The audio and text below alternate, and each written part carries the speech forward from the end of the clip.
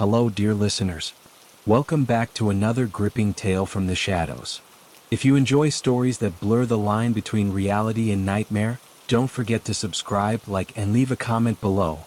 Your support helps bring more bedtime stories to life. This is Shadow Storyteller, and tonight's story is titled, Dark Web Order Arrives. It was the last week of October in the year 2025. The air in Bozeman, Montana, carried that crisp bite of autumn, dry leaves skittering across porches, wood smoke curling from chimneys, and the kind of quiet that settles only in towns nestled between mountains and memory. Theron Vale lived alone in a modest cedar-sided house on the outskirts of town, near the Gallatin River. He was a freelance data archivist, quiet, meticulous, and deeply private. His neighbors knew him only as the man who walked his border collie at dawn, always in the same gray hoodie, always with a thermos of black coffee steaming in his gloved hand. Theron had never considered himself reckless. But loneliness, that slow-creeping ache, had begun to gnaw at him in ways he couldn't name. One sleepless night in early September, while scrolling through forums he shouldn't have been on, he stumbled upon a marketplace buried deep in the dark web. Not the usual fare of stolen credit cards or malware, but something stranger. A vendor calling themselves Echo Lotus offered personalized artifacts from alternate timelines. The listing was vague, almost poetic. Receive a token from a life you might have lived. One-time delivery. No returns. It sounded like nonsense. A scam surely. But something in the phrasing hooked him, like a whisper from a dream he'd forgotten. On impulse, Theron placed an order. Payment was in Monero, untraceable. The confirmation message arrived instantly. Your echo will arrive before the veil thins. He dismissed it as a prank. Then, on the morning of October 28th, a package appeared on his porch. No postage. No return address. Just brown paper, tightly wrapped, sealed with black wax stamped with a symbol that looked like two overlapping spirals. The box was small, about the size of a jewelry case, but unnaturally heavy for its dimensions. Theron stood there, barefoot on the frost-dusted wood, the dog whining softly at his heels. The air smelled of pine and damp earth, but beneath it, something metallic, faintly sour, like old pennies. He brought the package inside, set it on his kitchen table, and stared at it for nearly an hour. His rational mind insisted it was junk mail, a misdelivered parcel, maybe even a neighbor's idea of a Halloween joke. But his hands trembled as he reached for a knife. The moment the blade touched the wax seal, the room seemed to dim. Not from outside. The sun still streamed through the window, but as if the light itself had grown wary. Inside the box lay a pocket watch. Not just any pocket watch. It was tarnished silver, engraved with initials he didn't recognize, TV. His own initials. The chain was cold to the touch, colder than metal should be.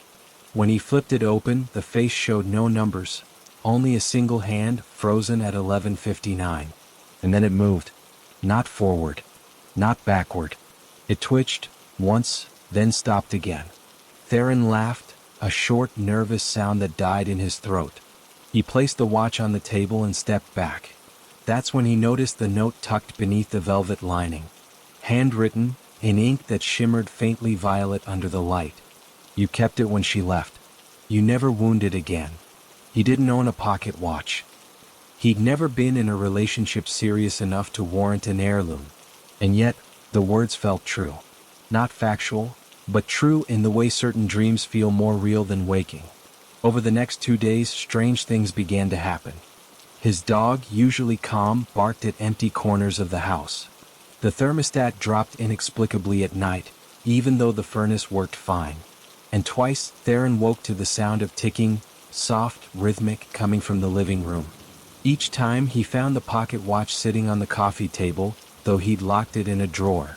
On Halloween morning, the sky turned an eerie shade of bruised purple by noon. Locals muttered about atmospheric anomalies, but Theron knew better. The veil was thinning. That evening, as dusk bled into night, he sat on his porch with the watch in his palm. Trick-or-treaters passed by in costumes, ghosts, witches, superheroes, but none came to his house. It was as if they sensed something. At exactly 11:59, the pocket watch began to tick.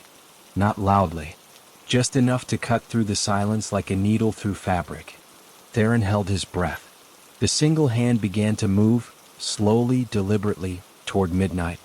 And then from inside the house, a voice. Soft, female. Familiar in a way that made his chest ache. Theron, you forgot to wind it. He turned. The front door stood open, though he was certain he'd closed it.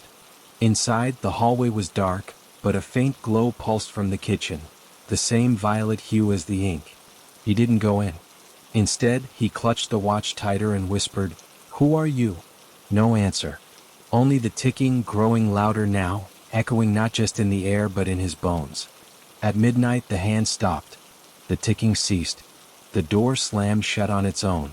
The next morning, Theron was gone. His dog was found curled on the porch, unharmed. The house was untouched. Bed made, coffee pot clean, laptop still open to a half-finished archive project. The only thing missing was the pocket watch. In Theron Vale. Neighbors reported seeing nothing unusual. Police found no signs of struggle, no evidence of foul play. His bank accounts remained untouched. His car sat in the driveway, keys in the ignition. But on his kitchen table, written in that same violet ink on a plain sheet of paper, were 3 words. I remember now. To this day, no one knows what truly happened. Some say he crossed into another timeline, the one the watch came from. Others believe Echo Lotus wasn't selling trinkets but doorways. One thing is certain, every year on the last night of October, if you stand near the Gallatin River just after dusk, you might hear the faint, steady ticking of a pocket watch, and if you listen closely, a man's voice whispering, "I'm sorry I forgot." Weeks passed. Bozeman returned to its usual rhythm. Students shuffling between classes at Montana State, hunters preparing for the season, locals gathering at the co-op for coffee and quiet gossip. Theron Vale's disappearance faded from headlines, then from conversation, then from memory. Life, as it always does, moved on.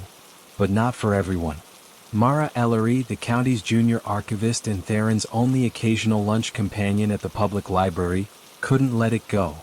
They hadn't been close, not in the way people measure friendship with shared vacations or late-night calls, but they'd shared something quieter, the language of silence, of knowing when the other needed space. She'd noticed the hollows under his eyes in late September, the way he'd stopped correcting people who mispronounced his name. And then one day he simply wasn't there anymore. On a brittle November afternoon, Mara drove out to his house under the pretense of returning a borrowed book, The Architecture of Memory, a dense academic text on spatial cognition and trauma. The sheriff's department had released the property back to Theron's distant cousin in Oregon, but no one had come to claim it yet. The front gate hung slightly ajar, hinges groaning in the wind like a tired sigh. Inside, dust motes danced in the slanted light. Nothing had been disturbed. His coat still hung by the door. His reading glasses rested on the arm of the sofa. And on the kitchen counter, beside a half-empty mug of tea long since evaporated to a dark ring, sat a small, unmarked envelope. Mara hesitated. She wasn't supposed to be here. But something in the stillness urged her forward. The envelope contained a single photograph. It showed Theron, older maybe by a decade, standing beside a woman with chestnut hair and a scar running from her temple to her jaw. They were on a beach Mara didn't recognize, cliffs rising behind them like broken teeth. Both were smiling, but it was the kind of smile that comes after surviving something. In Theron's hand, the pocket watch. On the back, in his handwriting, "If you're reading this, I didn't make it back. Don't look for me. But if you hear ticking, close your eyes and say her name. Leora." Mara's breath caught. She'd never heard him mention anyone named Leora. That night, unable to sleep, she dug through Theron's public digital footprint. Old forum posts, archived project logs, even library checkout records.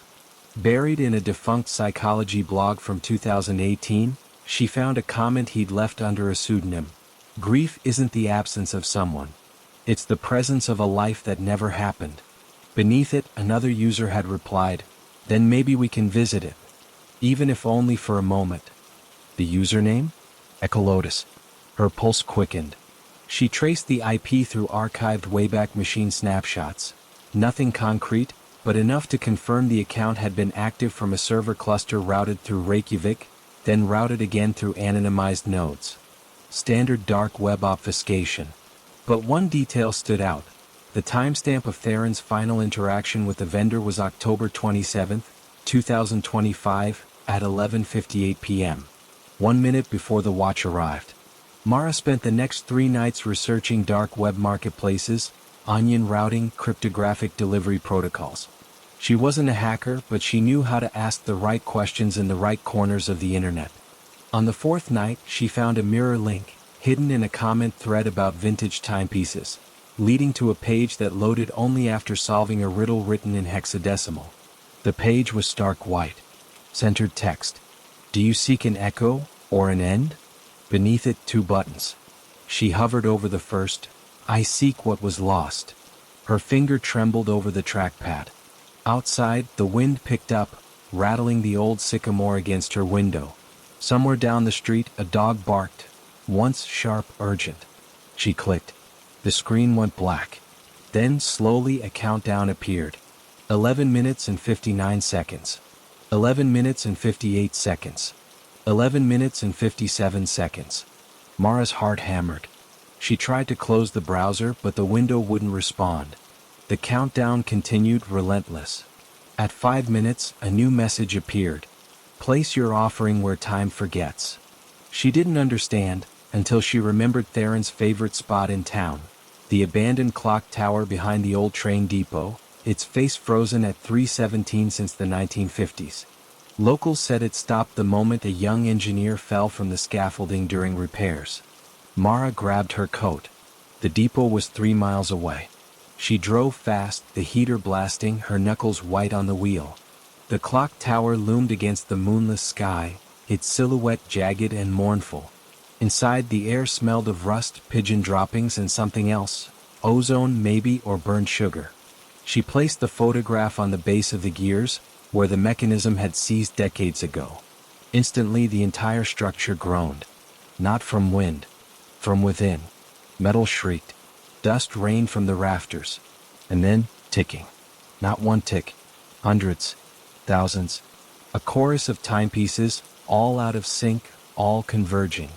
Mara backed away, but the door slammed shut behind her. From the shadows above, a voice, soft, layered, as if spoken by many throats at once, whispered, "You weren't meant to follow." She looked up. Perched on the broken clock hand, silhouetted against the broken moonlight filtering through cracked glass, was a figure, tall, wearing a long coat that seemed to absorb the light. In one hand, the pocket watch. In the other, a key made of bone. Theron? Mara choked out. The figure tilted its head. He's elsewhere, stitching timelines, trying to keep her alive in at least one of them. Who is Leora? A physicist, a dreamer, a woman who built a bridge between worlds and paid for it with her life. Theron found her echo in the static. He thought he could bring her back. But echoes don't return. They replace.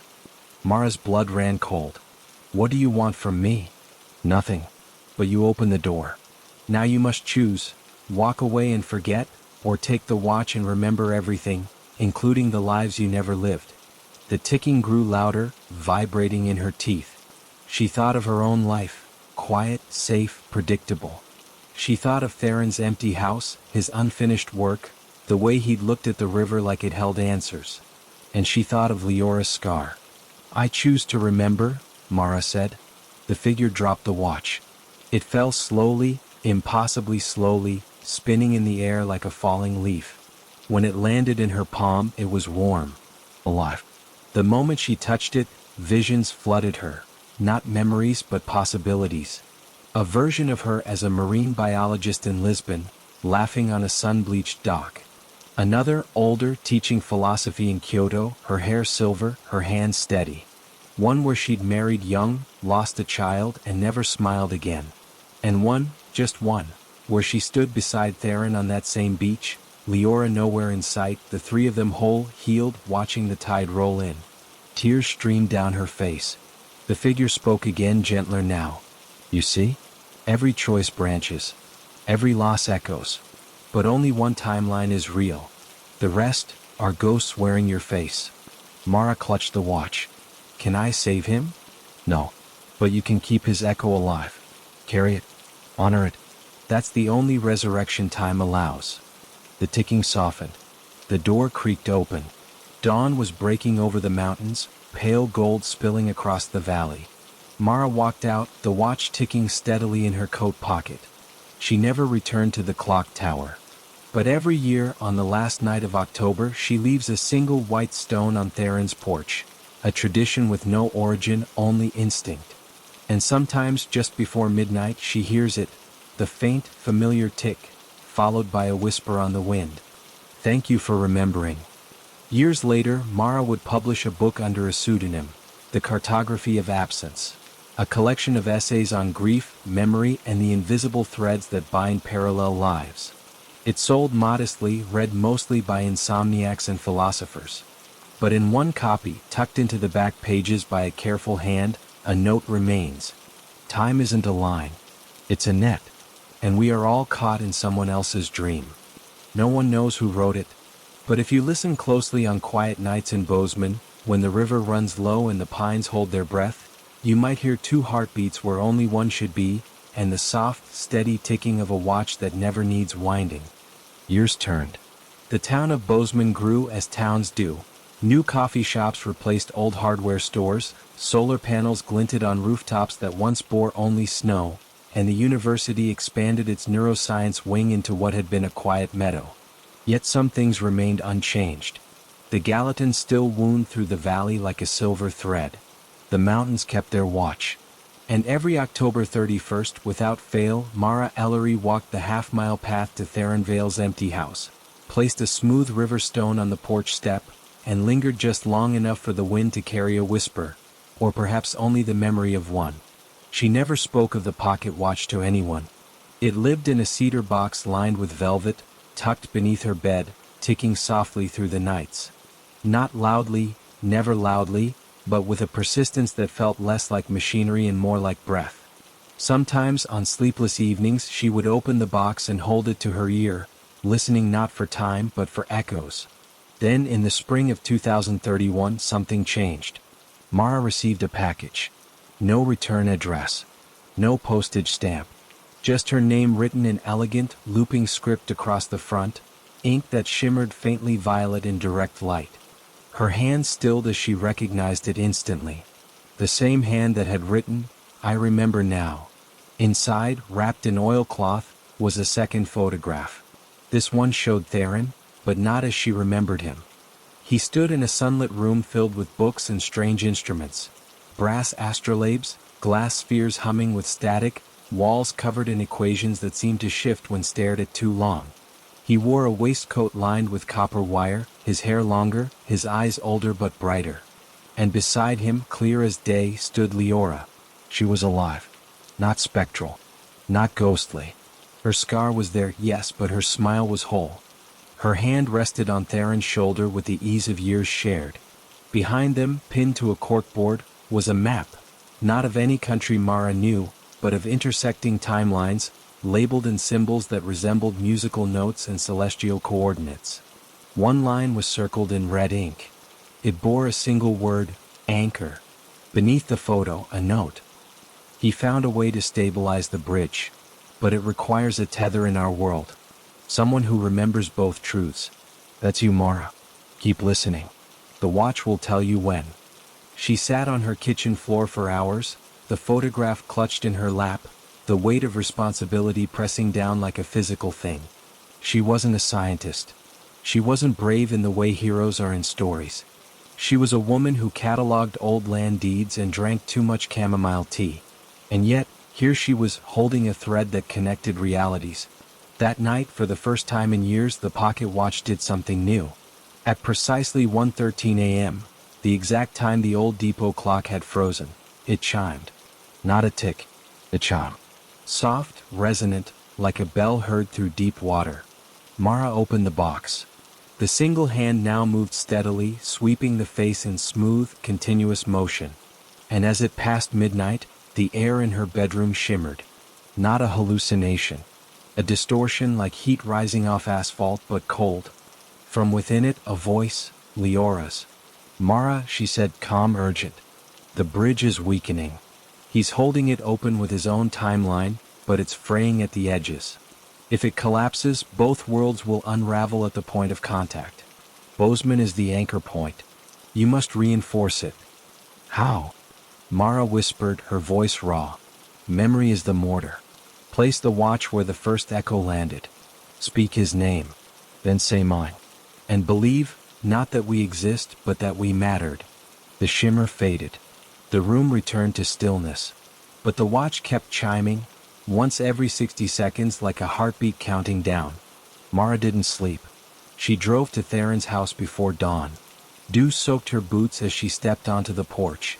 She knelt, placed the watch on the same spot where the original package had appeared, and closed her eyes. Theron Vale, she said, voice steady despite the tremor in her hands. Leora, I don't know your last name. A breeze stirred, carrying the scent of ozone and sea salt, impossible in Montana. Then faintly from the watch, Kale. Leora Kale, Mara repeated. The ticking stopped. For 3 full seconds, silence reigned. Then the watch began again, but faster now, almost frantic.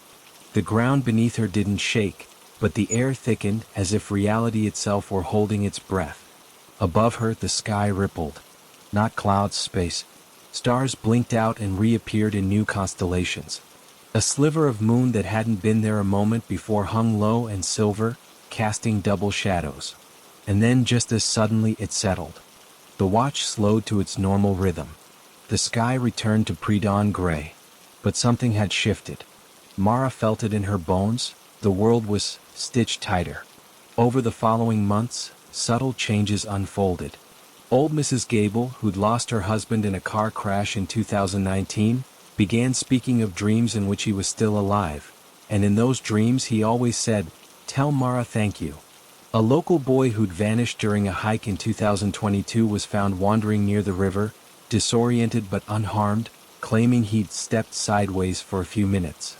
And in the university archives, a new file appeared in the restricted section, unsigned, undated, containing blueprints for a device labeled chronotether array, with notes in Theron's handwriting.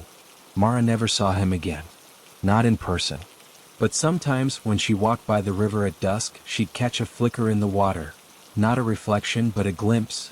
Theron and Leora, standing on a shore under twin suns, waving. She never told anyone. Not because she feared disbelief, but because some truths are too fragile for daylight. They belong to the quiet hours, to the space between ticks, to the breath before a name is spoken. Then, on Halloween night 2035, the watch fell silent. Not broken. Not dead. Just still. The hand rested at midnight, unmoving. Mara knew what it meant. She walked to the porch, placed the final white stone beside the others, 7 now, 1 for each year, and sat down. The wind carried the scent of wood smoke and distant rain. Crickets sang. Somewhere, children laughed in costumes, their voices bright and fleeting. And then, from the edge of the tree line, a figure emerged. Not Theron. Not Leora. A young woman with dark braids and eyes that held too much sky. She wore a coat stitched with constellations and carried a satchel made of what looked like folded starlight. "You're the next keeper," she said, her voice both young and ancient. Mara didn't ask how she knew. She simply nodded. "The bridge is stable," the girl continued, "but echoes fade if no one listens. Someone must always remember." Mara reached under her coat and handed her the watch. It began ticking again the moment the girl's fingers closed around it. "Will I see them again?" Mara asked. The girl smiled. "Not in this thread. But in the net, all meetings happen eventually." She turned and walked into the trees. By the time Mara blinked, she was gone. Years later, Mara would sit on her porch in the golden hush of autumn, her hair silver, her hands steady, watching the river flow toward places she'd never been but somehow knew by heart.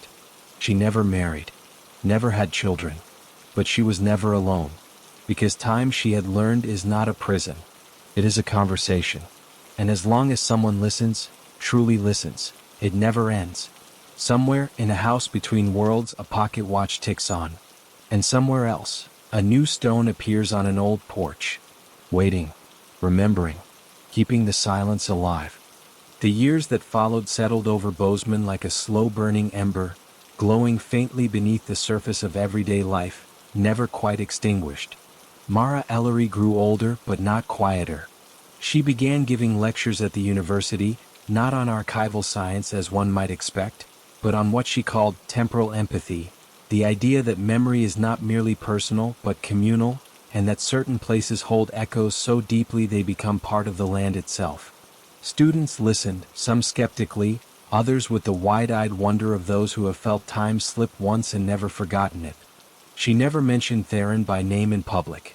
But those who paid attention noticed the way she paused whenever a clock struck 1:13, or how she always left a seat empty at the back of her classroom during her evening seminars, facing the window as if expecting someone to walk in from the twilight. Then in the autumn of 2042 the river changed.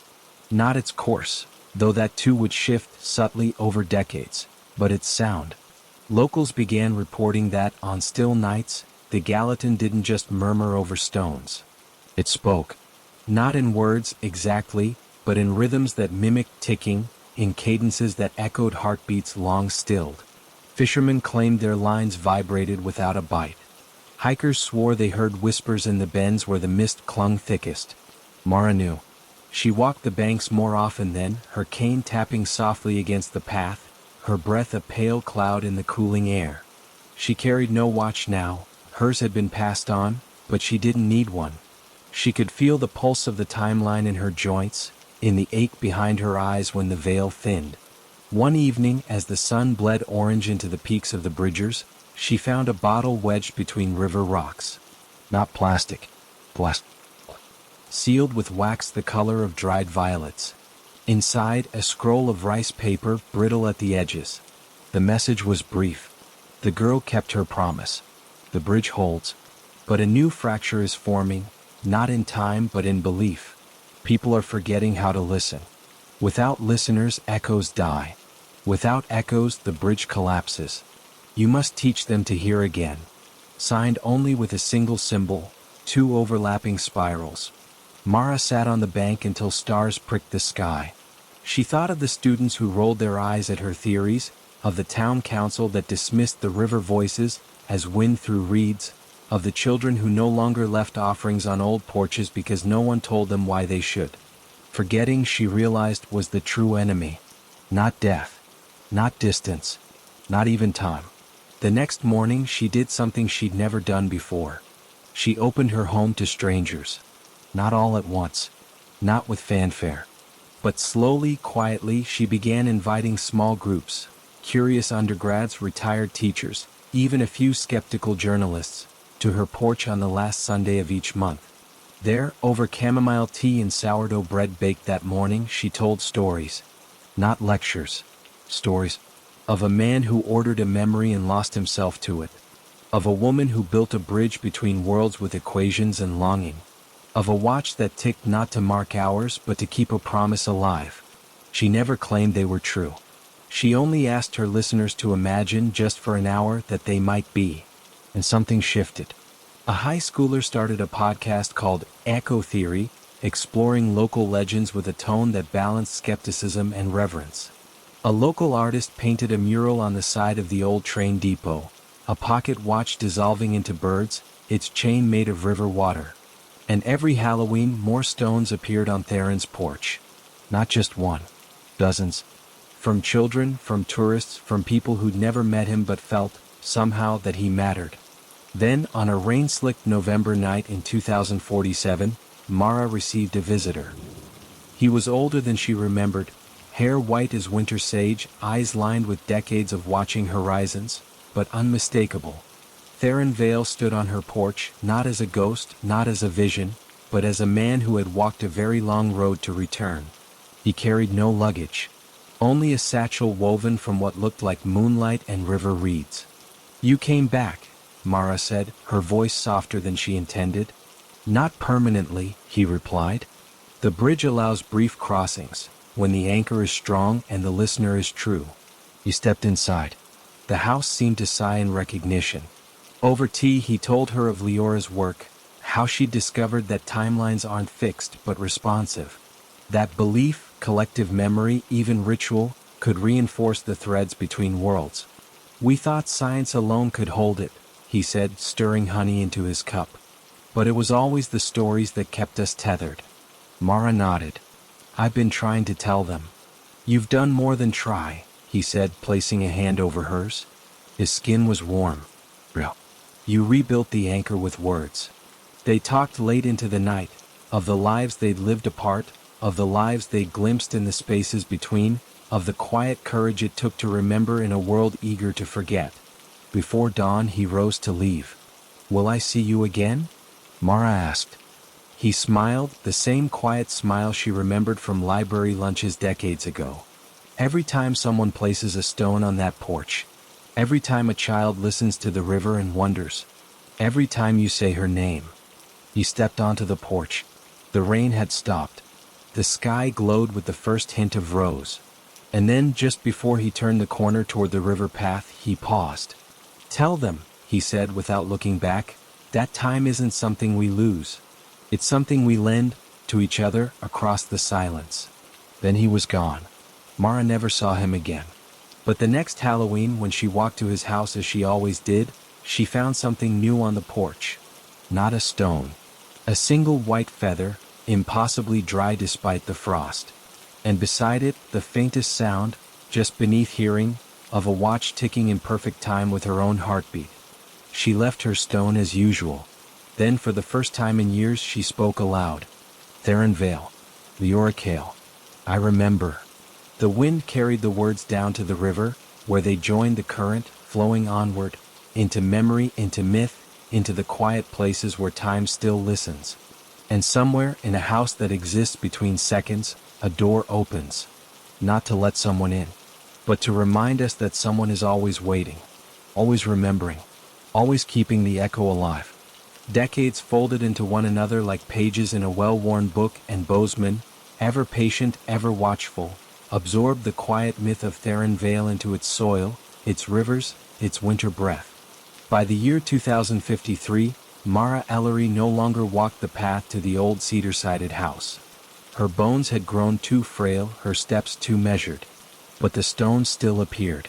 Every October 31st, without fail, someone, always anonymous, left a smooth river stone on the porch step.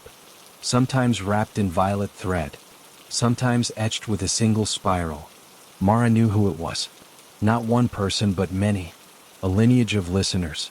She had never formally named a successor, yet the work continued. The monthly gatherings on her porch had evolved into an annual event called the Listening Hour, held at the edge of the Gallatin under a sky thick with stars. People came from as far as Portland and Denver, not for spectacle, but for silence. For the chance to sit in a circle and hear stories that asked nothing but attention in return. Among the regulars was a young archivist named Elias Crow, tall, quiet, with eyes that seemed to hold too much dusk. He'd arrived in Bozeman 3 years prior, hired to digitize the county's oldest land records. But it wasn't deeds or survey maps that drew him. It was a footnote in a 2030 library log. Item returned by M. Ellery, The Architecture of Memory. He'd sought her out. Not with questions but with presence. He sat in the back row during her last public talk, brought her firewood each winter, and once, during a late spring storm, stayed with her through a power outage, reading aloud from her own unpublished notes by candlelight. Mara saw it in him, the same stillness that had once lived in Theron. The kind that doesn't fear silence but leans into it, listening for what lies beneath.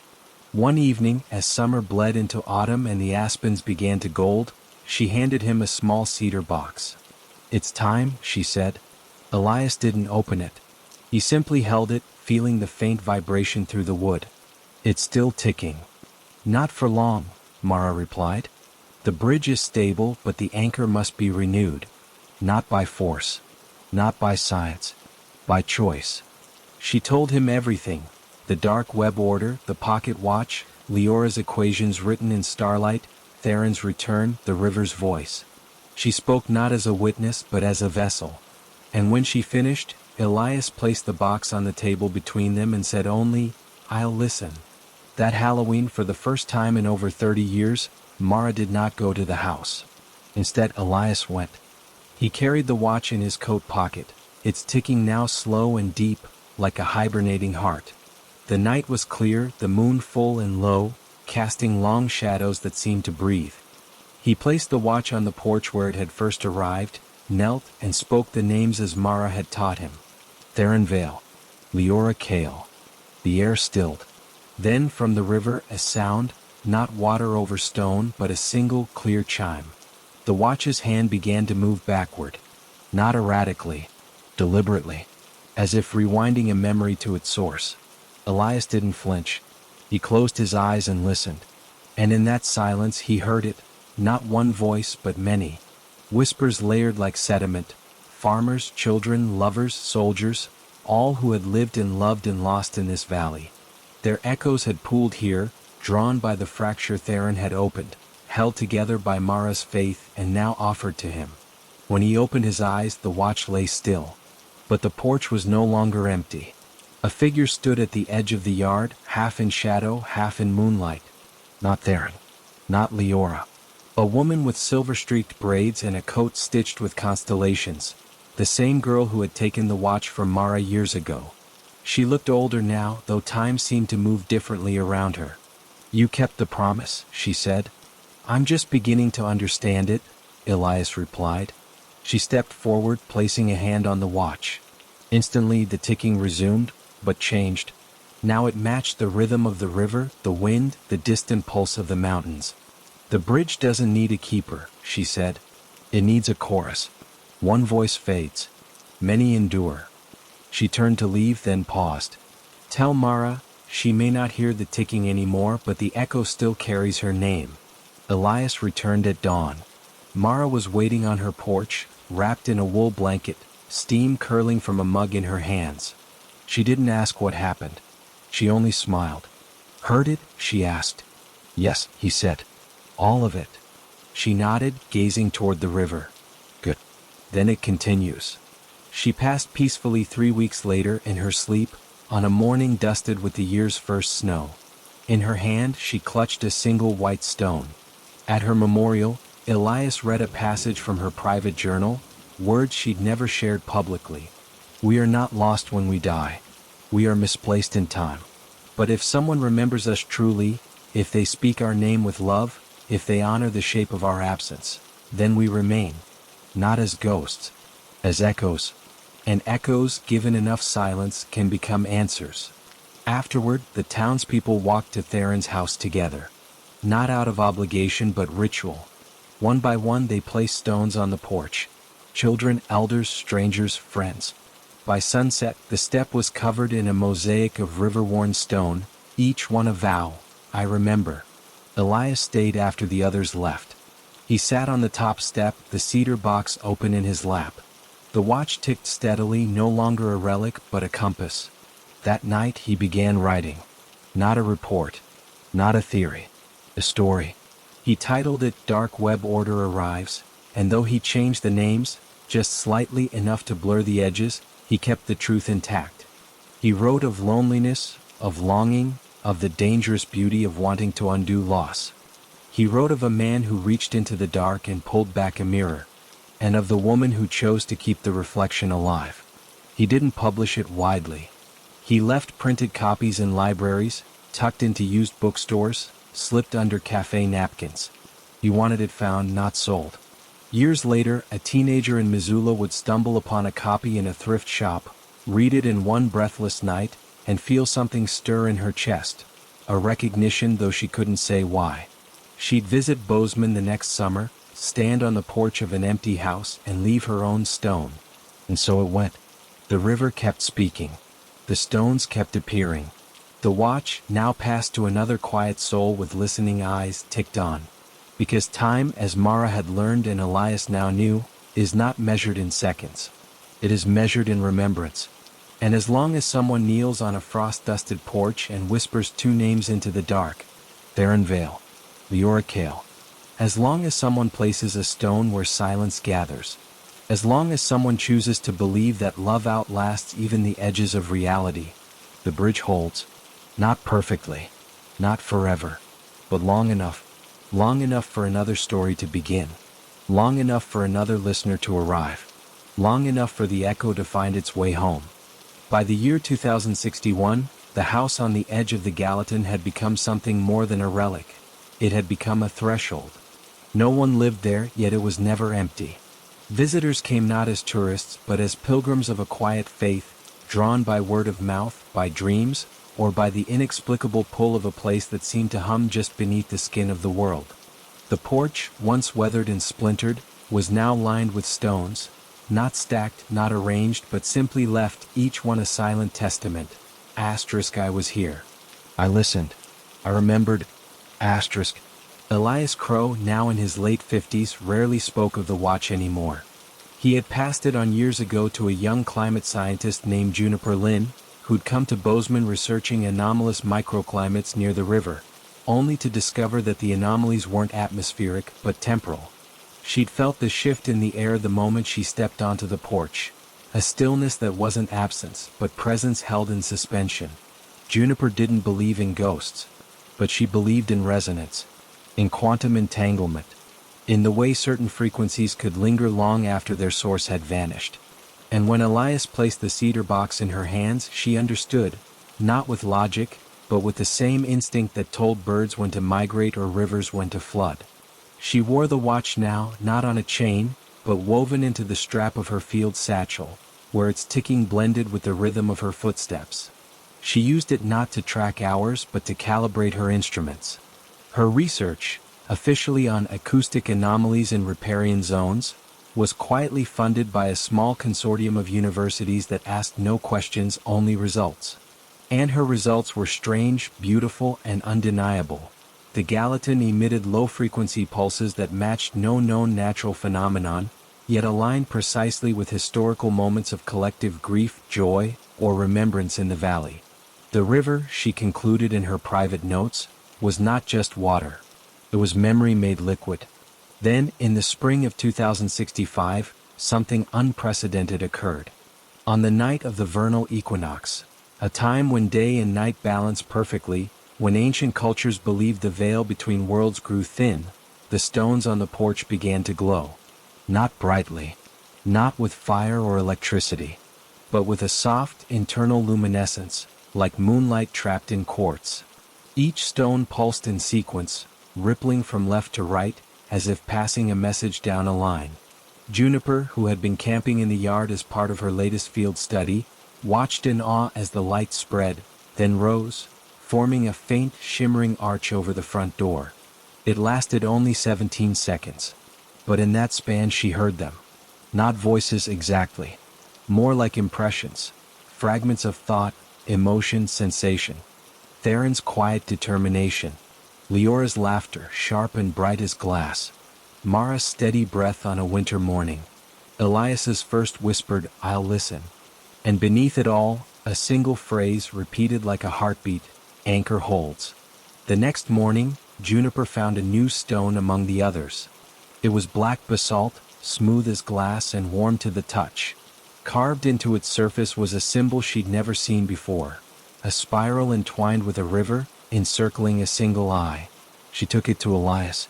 He held it for a long time, his eyes closed. "It's a key," he finally said. "Not to a lock. To a frequency."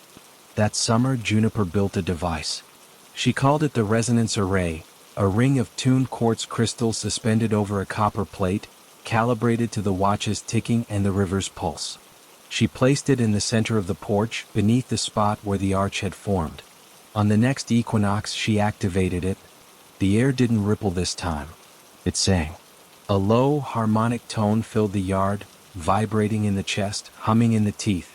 The stones glowed again, brighter now, and the arch returned, but this time it didn't fade. It stabilized, and within it shapes began to form. Not solid, not corporeal, but unmistakable. Theron and Leora stood hand in hand, smiling not at Juniper but at each other as if sharing a private joy.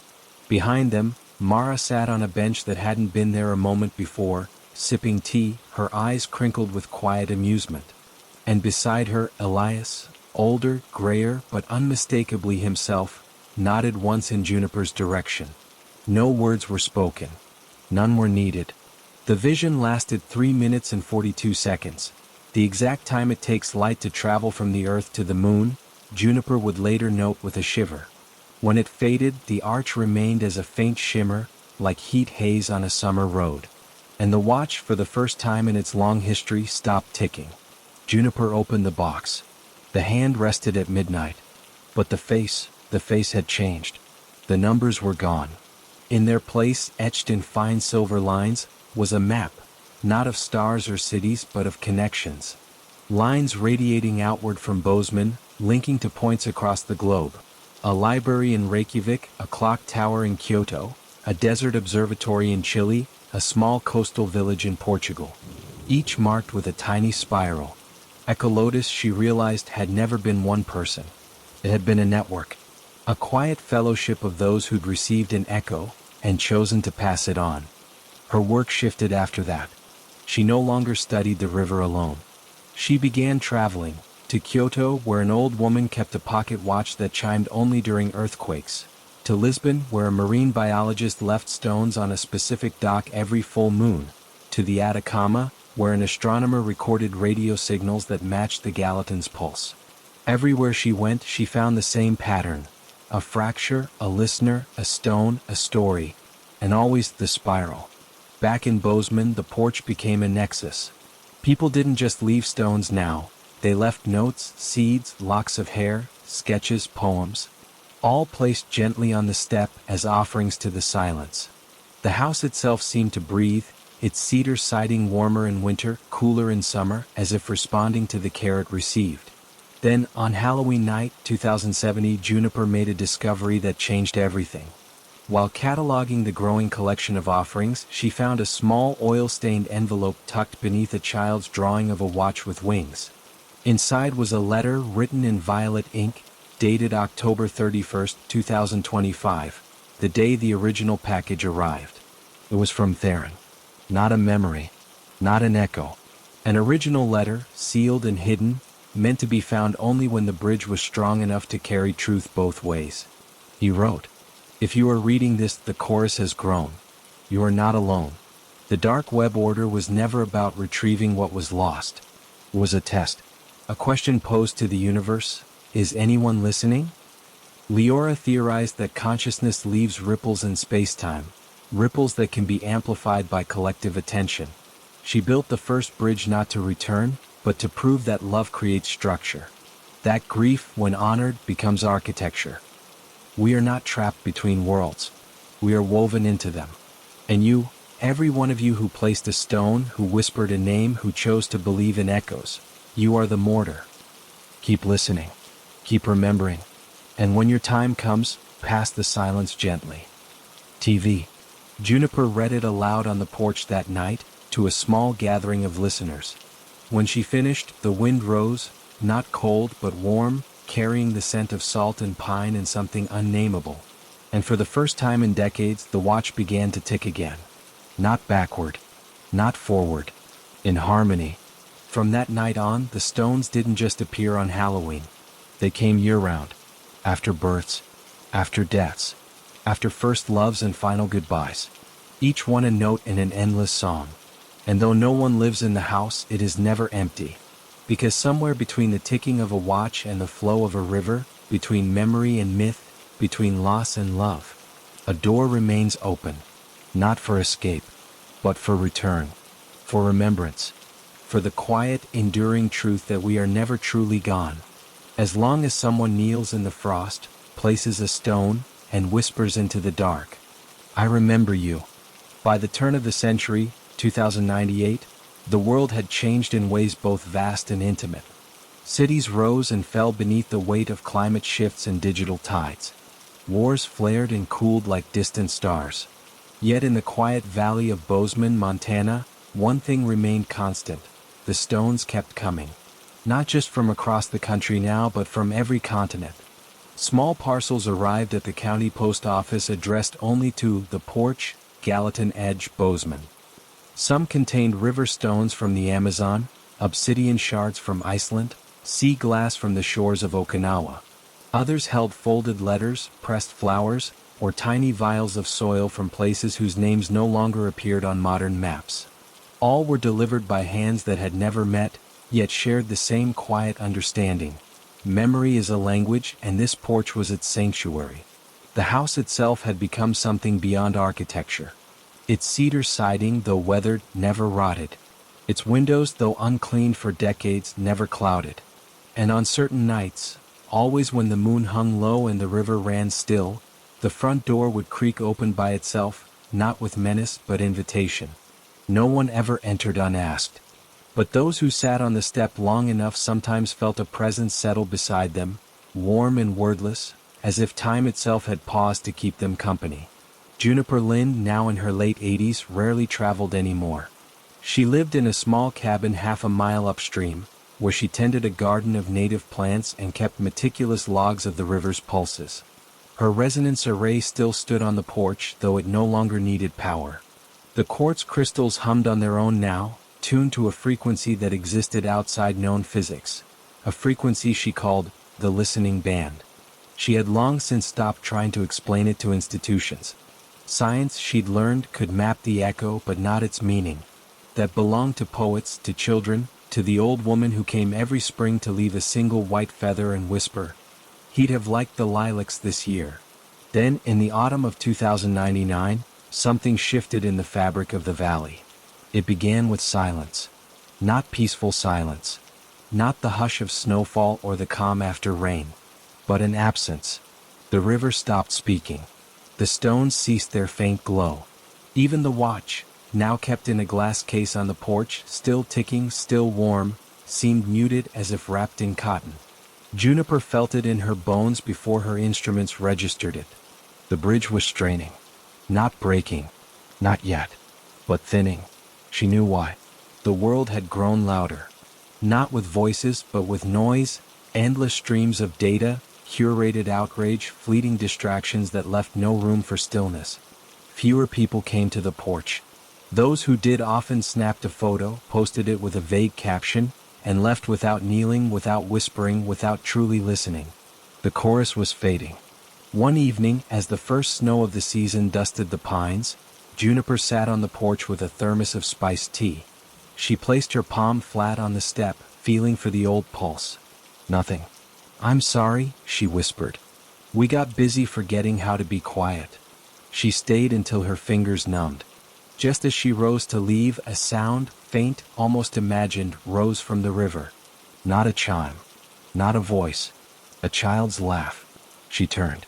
At the edge of the tree line stood a girl no older than 10, wearing a bright red coat and holding a smooth, snow-dusted stone. She didn't look at Juniper. She walked straight to the porch, knelt, and placed the stone with deliberate care beside the others. Then she closed her eyes, bowed her head, and spoke so softly Juniper had to strain to hear. "Theron Vale. Leoricale. I remember." The moment the names left her lips, the watch chimed. "What's clear? Resonant." The river answered with a ripple that shouldn't have been possible in frozen water. And the stones, every one of them, glowed not in sequence but all at once, bathing the porch in soft, silver light. The girl opened her eyes, smiled, and walked back into the trees without a backward glance. Juniper didn't follow. She didn't need to. She knew the girl would return. Not because she'd been told to, but because she'd felt it, the pull of a story that asked only for attention in return. That night, Juniper wrote a final entry in her journal. The bridge doesn't need believers. It needs listeners. And listening is an act of love. As long as one child kneels in the snow and speaks two names into the dark, we are not lost. She passed the journal, along with the cedar box and the watch, to a young archivist named Rowan Mehta, who'd come to Bozeman not for research, but because he dreamed of a house with 1,000 stones and a river that sang in his sleep. Rowan didn't question the weight of the legacy. He simply accepted it as one accepts the turning of seasons. On New Year's Eve 2099, as the world braced for the unknowns of a new century, Rowan stood on the porch at midnight. He didn't speak the names aloud. He didn't need to. He placed his hand on the step and listened. And the river sang back. In the decades that followed, the ritual evolved but never vanished. Stones gave way to digital tokens, encrypted files, audio recordings of whispered names, geotagged memories left in virtual layers above the physical porch. Yet the core remained: presence, attention, the willingness to say, "You mattered." By the year 3012, Earth had changed beyond recognition. Cities floated on oceans. Forests regrew over highways. Humanity had learned, painfully, to live within limits. But in the Montana Valley, now part of a protected biotemporal reserve, the house still stood. Its porch was no longer wood, but woven from living mycelium and reclaimed cedar, self-repairing, breathing with the land. The stones had fused into a mosaic floor, each one humming at its own frequency. And the watch, it no longer ticked. It pulsed, like a heart, like a star, like the slow, sure rhythm of a universe that remembers its own. Visitors came not in cars, but on foot, on silent gliders, or through Neuralink pilgrimages that allowed distant minds to experience the porch's resonance. They came to leave their echo, to say a name, to sit in the silence and remember that loss is not an end, but a thread. And sometimes, on nights when the twin moons aligned and the Gallatin ran silver with starlight, those who listened closely could hear it, not one voice but many layered across centuries. Theron's quiet resolve, Leora's fierce hope, Mara's steady faith, Elias's gentle courage, Juniper's scientific wonder, Rowan's open heart, and countless others, nameless, faceless, essential, who chose in their own time to place a stone and say, "I remember." The dark web order had arrived long ago, but its true delivery, the understanding that love echoes beyond death, that memory builds bridges across impossibility, was still arriving. Every day, in every act of remembrance, in every stone placed with care, in every whisper that dares to speak a name into the dark and trust that somewhere, somehow, it is heard. Human. And humanity at its best never forgets to listen. But silence, as it turns out, is not always sacred. It can also be hungry. For decades, the porch had been a sanctuary, a place where memory was honored, where echoes were tended like fragile flames. But echoes, like all things, decay if not renewed. And in the quiet of the new millennium, something else had been listening. Not Theron. Not Leora. Not even the river. Something older. Something that had been waiting in the spaces between ticks, in the breath after a name is spoken, in the hollow left when belief fades. It had no name, but it wore the shape of absence. It fed not on grief, but on the moment grief is forgotten. On the exact second a stone is placed without meaning, a name spoken without feeling. And in the year 3023, it grew strong enough to step through. It began subtly. Visitors to the porch reported dreams they couldn't shake, of standing on the step, calling out names, only to hear their own voice echo back, slightly delayed. Others claimed the stones felt warm at first touch, then icy cold, as if something had been pulled out of them. Rowan Mehta, now the oldest living keeper, noticed the watch no longer pulsed in time with the river. It pulsed against it, out of sync, dissonant, like a heartbeat trying to overwrite another. Then came the recordings. Pilgrims using neural links began returning with corrupted memory files. Not erased, altered. In every playback, the whispered names, Theron Vale, Leora Kale, were still there. But just beneath them, layered like static, was another voice, whispering back. Not in gratitude, in hunger. "You called," it seemed to say. "Now I'm here." Rowan tried to close the bridge. He dismantled the resonance array, buried the watch in salt and iron, even performed the old ritual backward, speaking the names in reverse, placing black stones instead of white. But the porch wouldn't let go. The door, which had always opened on its own during thin nights, now refused to close. And the stones began to multiply. Not from visitors. Overnight, new ones would appear, smooth, identical, cold to the touch, stacking themselves into cairns that formed strange, spiraling patterns. When touched, they vibrated with a frequency that made teeth ache and thoughts unravel. One morning, Rowan found a stone on his own pillow. Carved into it, in jagged lines that hadn't been there before, were two words. "We remember." Not "I." We. That night he sat on the porch one last time. The river was silent. The stars seemed dimmer, as if veiled. He placed his hand on the step and whispered the names, not as an offering but as a warning. Theron Vale. The Oracle. If you can hear me, shut it down. For a moment, nothing. Then, the watch chimed. But the sound was wrong. Too deep. Too wet. Like metal grinding underwater. From the riverbank, a figure emerged. Tall. Wearing Theron's coat. But its face was made of shifting stones, eyes hollow pits filled with swirling silt. It raised a hand, not in greeting but in mimicry. And from its mouth, a chorus of voices spoke in perfect unison. We remember you too. Rowan didn't run. He understood then. The bridge had never been a gift. It was a lure. Echoes don't just linger. They attract. And something had been listening from the other side, not to be remembered but to replace. The next morning Rowan was gone. His cabin stood empty. His journal lay open on the desk, the final entry unfinished. But on the porch, a new cairn rose, taller than any before, shaped like a human figure, arms outstretched toward the road. And nestled in its chest, ticking steadily, was the watch. Now no one visits the porch anymore. Not because they've forgotten, but because those who go don't come back. Or if they do, they're different. Quieter. Their eyes too still. Their voices always just slightly out of sync with their lips. And when asked what they saw, they smile and say only, "We remember." The stones keep growing, spreading beyond the porch, into the yard, toward the road, toward town. And on still nights, if you stand at the edge of the Gallatin and listen closely, not for a chime, not for a whisper, but for the sound of something learning to speak with human lips, you'll hear it. A voice that knows your name. Not because you spoke it, but because it's been waiting for you to forget, so it could say it first.